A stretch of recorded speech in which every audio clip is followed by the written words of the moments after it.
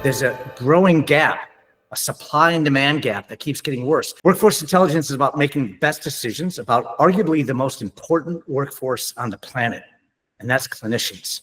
Many of these healthcare organizations are really struggling to figure out how to make ends meet. When healthcare organizations have gaps that they need to fill quickly, either because someone left unexpectedly or they're just trying to scale to meet demand.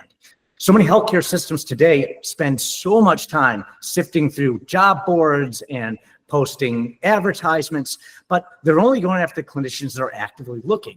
Having the information that we today have on over 2.5 million clinicians, 25 billion data points, what makes up the actual network, so to speak, gives them the power to find those clinicians very quickly, identify the opportunities to meet the job descriptions they have, reach out to those clinicians, and then get into the process quickly.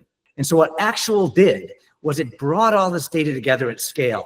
And rather than clinicians having to fill out a bunch of paperwork from scratch, which in some cases could be over 100 pages of documentation, it gets that information ahead of time, presents it to them, and lets them fill in whatever blanks then exist. And what we found is that process alone was reducing the time it took to get that clinician onboarded by, in some cases, 70%.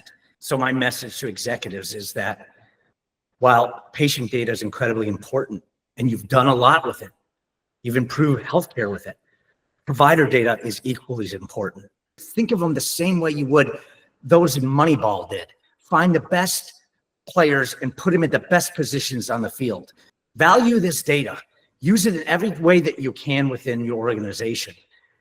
Test different scenarios and see what works, because there is no more important data set, in our opinion, aside from patient data, than your provider data.